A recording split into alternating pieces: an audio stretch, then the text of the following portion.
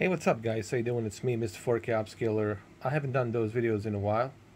Uh, Grand Theft Auto 5, it's here on the PlayStation 5.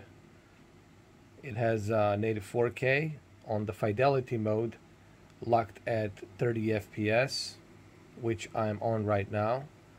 And it has ray tracing included with that native 4K mode. The downside, obviously, is going to be the 30 FPS.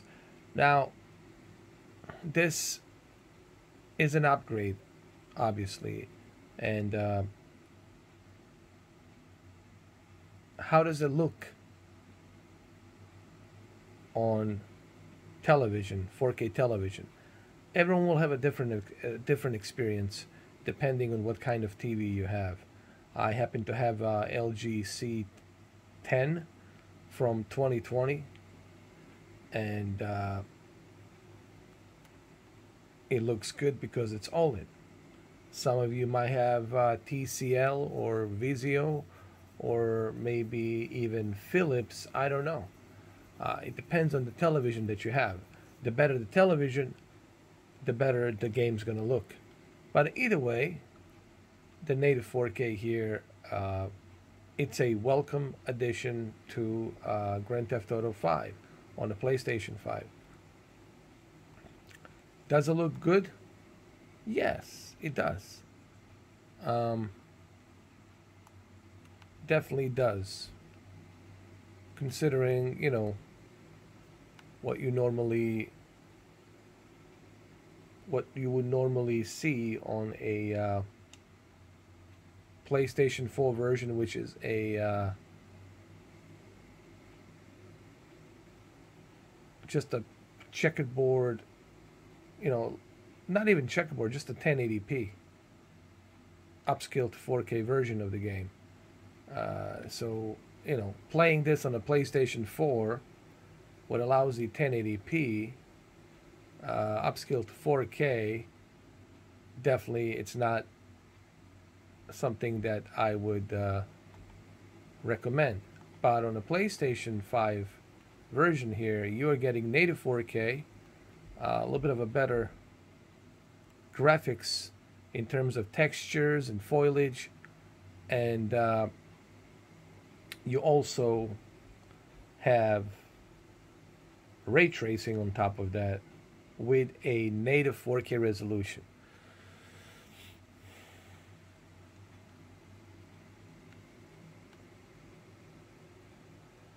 And the settings that I'm using are pretty much the game mode with a little bit of a warm color, warm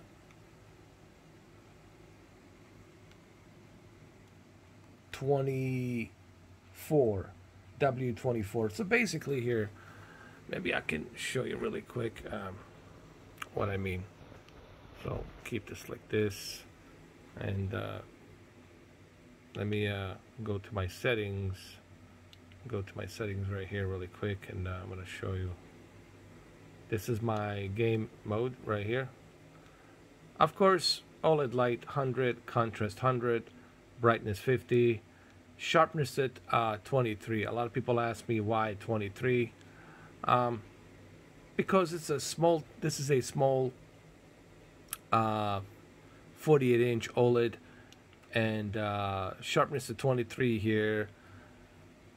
It's at a balanced level. It's not like at the level that it's gonna be outlining every and each pixel. It's a balanced level, so I'll leave it at 23. And then over here we got color at 50. We always want to keep that at 50 because we don't want to oversaturate the colors. I've seen a lot of people move it from 50 to 60 to 70. If you do that, then you are oversaturating the color. And let's go back over here to the advanced controls. Now, this is something a lot of people ask me about this, and I want to explain this very quickly. Dynamic contrast, I don't really feel you need this because it's a filter. Dynamic contrast, it's a filter that can be useful for certain videos, or like a VHS, low quality, that's being transferred to digital, etc., etc. The reason I tell people I don't use dynamic contrast on a video games, especially in a native 4K type of a video game like this, it's because I don't want to blow up my white digital levels. Like right now, you can see the definition of the sky, right? You can see a definition of the sky. If I move that dynamic contrast to high, I'm going to be blowing up my white levels. And the whole idea of the paper white, which is the white digital levels, it's to have a good definition of the sky, right? Just like you see it in the real life. You want to have that good definition of the sky. If I crank it up to high, and I know you can't see it, and I know you guys cannot see it, but what you're basically doing is you are overblowing those white digital levels, and I don't think it's necessary, because this is a filter. You already got the best possible contrast ratio on this television that you can get, and you already got the contrast and the OLED light set to maximum, so therefore you don't need this filter. This is why I tell people to turn it off. And I know that you cannot see it with this camera.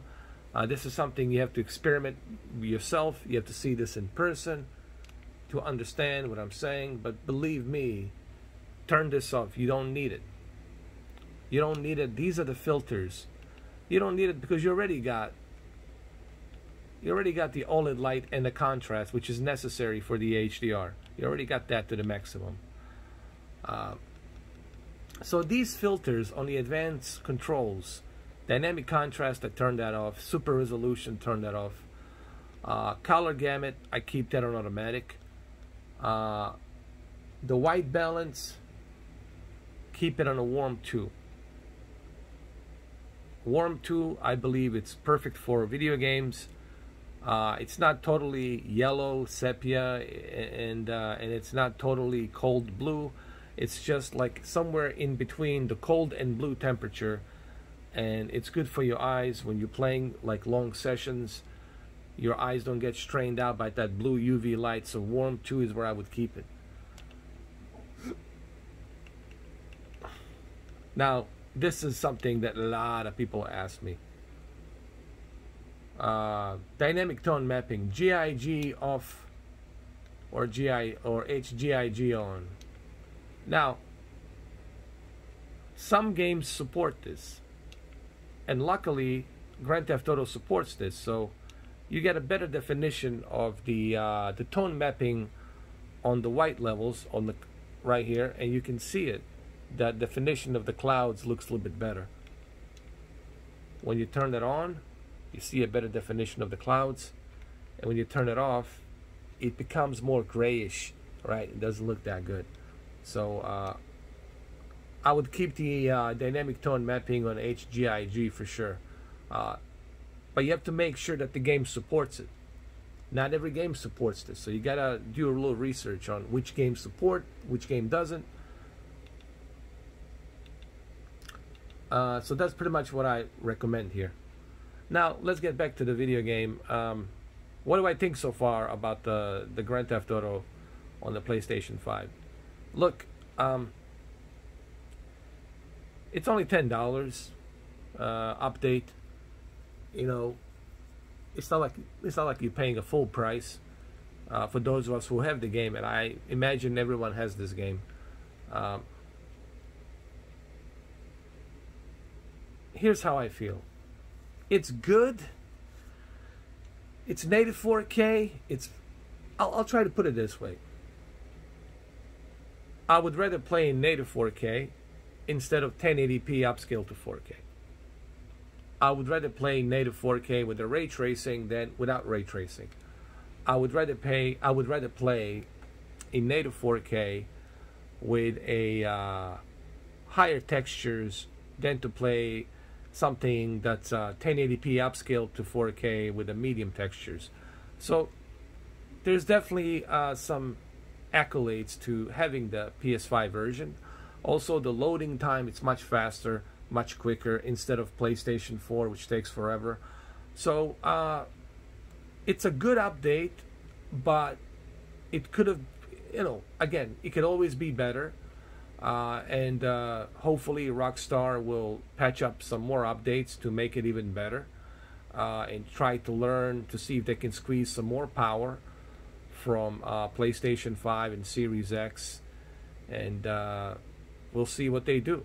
But remember, they can always patch this game up, just like Cyberpunk, 2077 has been patched up, But so far, hey, it's good. It is what it is. It's 30 FPS. I would recommend fidelity. I know there's a performance mode, and then there's a performance RT mode, which is a performance with a ray tracing at 60 FPS. But I would still suggest, if you have a beautiful OLED TV and you got a PlayStation 5, dude, you bought the native. Listen, you bought a 4K TV to take the advantage of 4K, and the native 4K. This game has it. Why not utilize that and take the advantage of that, and also take the advantage of the ray tracing? So that's why I firmly say, if you have 4K TV, which I assume everybody does, and you have a beautiful TV like this one that's OLED, fidelity is where you want to be. The fidelity is the settings I would suggest to everybody to be on, and that's the graphics mode, fidelity mode, right over here, and that's where you want to be, fidelity. So I haven't done those videos in a while. Hopefully my opinions here give you some idea on how I feel about Grand Theft Auto 5. Now, I did complain about it, that this should have been free, the update should have been free, and I still feel that same way, that the update should have been free. I strongly still believe that the update should have been free. But hey, it's not the end of the world. It's only $10, It's not a, I guess what I'm trying to say, we all had great expectations. We were all expecting something greater.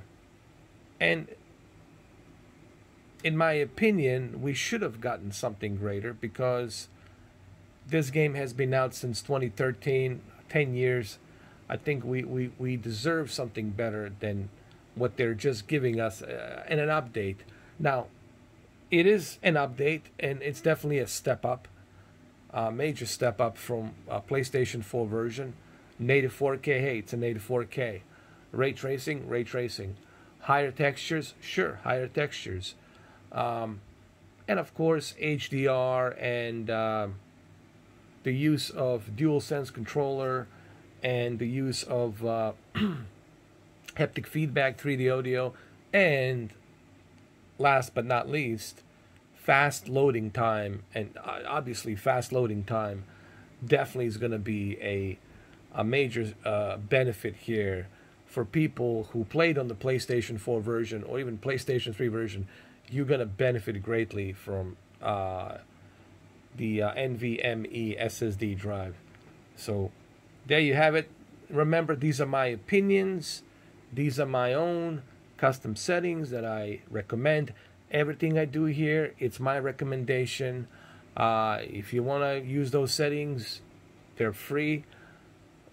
Use them, try them. If you don't like them, you don't have to use them. Use your own settings. But this is what I recommend. Remember, there's no such thing as the wrong settings when you're asking somebody for their own preference settings. I'm giving you my own preference settings. You want to use them, you can use them. You don't want to use them, don't use them. And Grand Theft Auto 5 update, it's good for what it is. It's good for what it is, but we could have gotten something much, much better, in my opinion. But unfortunately, we didn't. Sorry for the 15-minute video. I haven't done those in a while. And I hope that you guys will enjoy this video. And I'll catch you later on the live stream. Take care.